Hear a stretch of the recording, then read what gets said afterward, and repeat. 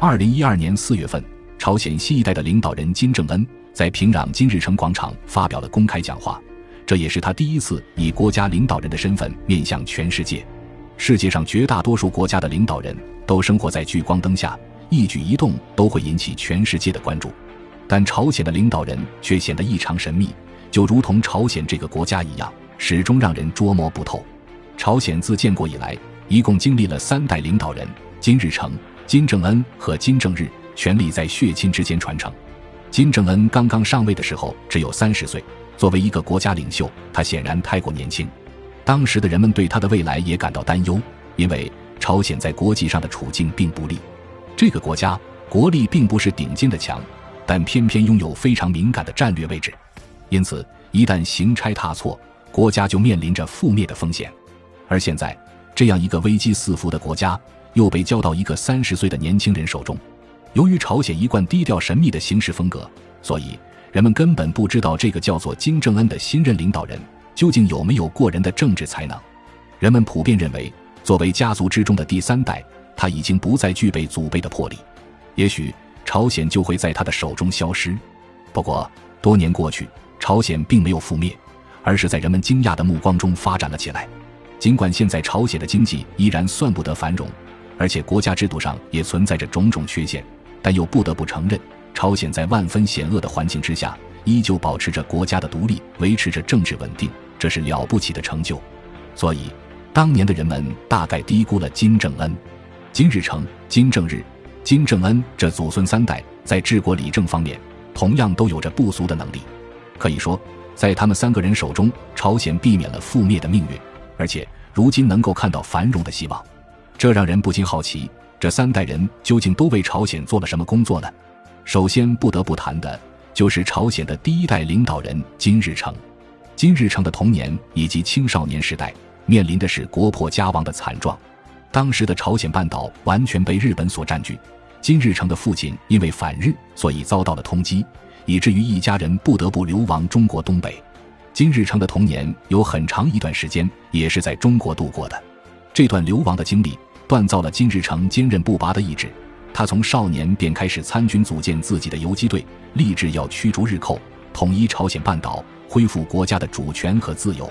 但当年的金日成并没有资本去谈复国，他的游击队四处遭到通缉，还几次被打散。朝鲜国内当时日本侵略者的力量有空前强大，所以在大半的革命生涯之中，金日成都在东奔西逃，担惊受怕。但值得敬佩的是，纵然如此，他并没有放弃过自己的革命理想。1942年，金日成的儿子金正日在吉林长白山游击队的根据地出生。此时朝鲜复国的希望依然十分渺茫，但绝境之中却还是出现了希望。随着日本侵略者节节溃退，苏联也和金日成谈起了合作。金日成多年的革命终于取得了成效，日本在亚洲战场大受打击，他们对朝鲜国内的控制力也日渐削弱。1945年，已经离开祖国整整25年的金日成终于在苏联的资助之下回到了国内，继续领导革命斗争。1945年10月，金日成被推举为朝鲜劳动党的委员，并清扫了国内一大批的亲日势力。此时金日成只有33岁，但他却是当时朝鲜毋庸置疑的抗战第一功臣。1948年，金日成将自己麾下的游击队以及朝鲜半岛其他武装力量组建成了朝鲜人民军，决心为统一朝鲜半岛的大目标而努力。此时金日成已经基本完成了自己当年的目标，他让朝鲜这个曾经弱小的国家推翻了侵略者，赢取了珍贵的独立。而且当时的朝鲜半岛虽然分裂成2部分，但南朝鲜的军事实力很弱，在北朝鲜人民军的攻击之下节节败退，看起来统一指日可待。这份功劳是无论如何都不能磨灭的，所以直到今天，金日成依然是朝鲜人民心目中最伟大的领导人。如果没有金日成，朝鲜可能根本就没有能力成为一个国家，可能依旧在做强国的傀儡。金日成用大半生的斗争为朝鲜打下了一个国家应有的基础。只是令人感到遗憾的是，终其一生，金日成始终没能完成朝鲜半岛的统一。在美国的扶持之下，韩国的国力日渐强大，而且为了让朝鲜半岛处于分裂，美国丧心病狂，直接干涉他国内政，出兵朝鲜，引发了朝鲜战争。虽然在中国人民解放军的帮助之下，朝鲜打赢了抗美援朝战役，可是统一的目标却越来越遥远。1994年，82岁的金日成死于心脏病突发。在金日成去世之后，很多人都默默观察着朝鲜的状况。金日成确立的接班人正是自己的亲生儿子金正日。可是人们对金正日的能力表示怀疑，一个生活在父辈光环之下的人，有能力领导好这个国家吗？金日成一生之中所做的很多事情都颇具争议，但有一件事情是毋庸置疑的，他是让朝鲜独立的英雄。他的儿子又是否能赶上父亲的成就呢？这可不好办，因为能不能顺利接过这个班本身就是个大问题。金正日的资历太浅，面对政府里的一干老领导，他说话的分量似乎显得无足轻重。更要命的是，由于金日成的去世，朝鲜政坛出现了极大的动荡，经济上更是出现了严重的萎缩。当时由于冷战结束，所以朝鲜在国际社会上失去了苏联这个最大的倚仗。由于朝鲜之前就处在相对孤立的状态，所以失去苏联之后，朝鲜的经济很难做到独立自主。一时间，各个经济部门陷入瘫痪，就连铁路也不得不停运，国民经济发生了严重的倒退，连基本的生活物资都不能满足，朝鲜又一次走在了覆灭的边缘。在这种情况下，金正日显然是接下了一个烂摊子，他又是否有能力让朝鲜起死回生呢？金正日首先稳住了政坛，人们并不知道这位新任领导人具体做了什么，但总之，从1994年到1997年，短短3年的时间，金正日构建了属于自己的领导班子，让自己成为了名副其实的国家领导人。在稳定地掌握了政权之后，金正日开始推行自己新的经济政策，他打破了过去朝鲜的孤立状态，鼓励实行开放的经济政策，取消了过去对外资的一系列限制令。但是虽然进行了经济改革，可当时的金正日并没有把经济改革放在第一位，而是强调军事永远要摆在经济之前，这也是当时自保的手段。这种政策被称之为先军政策，也就是说，把一切优势的资源集中到军事方面，先保证军事的发展，而后才去发展经济。这样的政策使得军队的地位在金正日执政的时代空前的高，甚至对于军队的优待直接被写入了宪法。直到金正恩时期，这个政策才发生转变。之所以会出现这样一种政策，是因为冷战结束之后，朝鲜最大的压力是来自美国的军事威慑。朝鲜作为一个社会主义国家，一向是美国的眼中钉、肉中刺，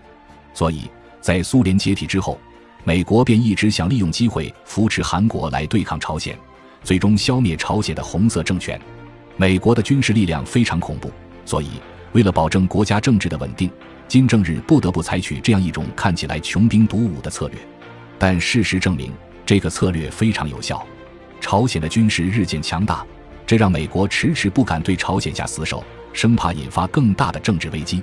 在金正日执政的时代，虽然美国一直虎视眈眈，但最终双方的交锋一直都停留在暗处。比如朝鲜和韩国之间曾经发生过几次针对对方领导人的刺杀，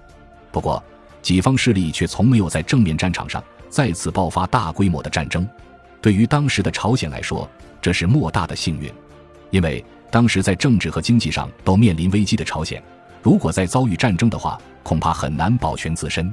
进入新世纪之后，朝鲜终于渐渐挺过了曾经的军事危机。不过金正日并没有取消自己的先军政策，朝鲜的军费支出依然高得惊人，这是基于过往的经验而做出的选择。因为朝鲜的国力和美国相差太多，所以如果军事资源调队，很有可能再次成为美国的盘中餐，朝鲜不敢冒这个风险。相比于自己的父辈，金正恩已经算是比较幸运的。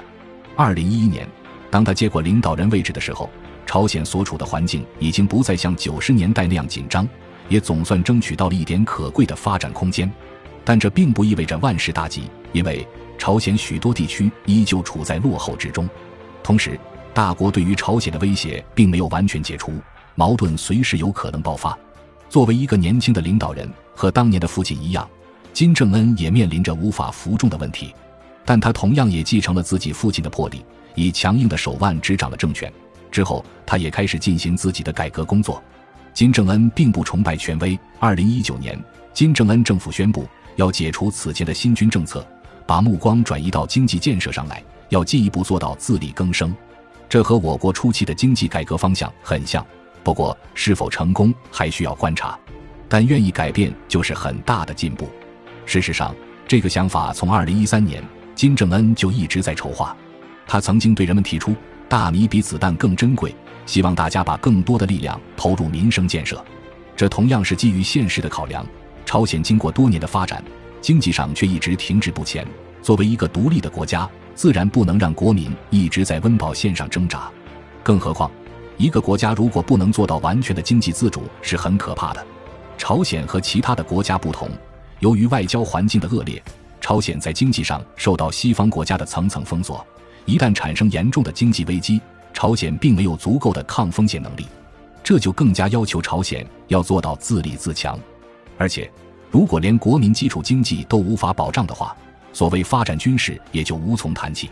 在金正日以及金正恩的时代，朝鲜的军事科技都得到了高水平的发展，甚至还拥有了核武器。这些成绩又极大地提高了朝鲜的国际地位，也让其他国家不敢贸然对朝鲜发动战争。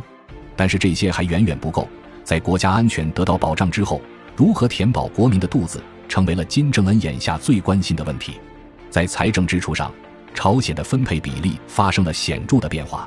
在2018年，朝鲜已经将47%的财政收入投入到了民生建设之中。不论如何，金正恩成功地迈出了第一步。同时在外交上，金正恩也有意打破之前的孤立状态，进行了多次外出访问，甚至可以直接参与大国之间的谈判。从金正恩上台之后，朝鲜的现代化脚步明显加快了，许多在朝鲜的记者都切身地感受到了这一点。在金正恩执政之前，平壤只有2-3家大型商场，加油站和休息处都很少，而现在平壤已经越来越繁华，大型商场随处可见，还出现了越来越多的外国游客，外国进口的货物也整整齐齐地陈列在朝鲜的货架上。可见现在的朝鲜已经慢慢摘下了自己神秘的面纱，努力朝着国际社会接轨了。无论内政外交，金正恩都进行了大刀阔斧的改变，虽然冒险，但却有效。金正恩目前的政策让朝鲜国民感受到了新的希望。此时此刻，他并没有停下自己改革的脚步。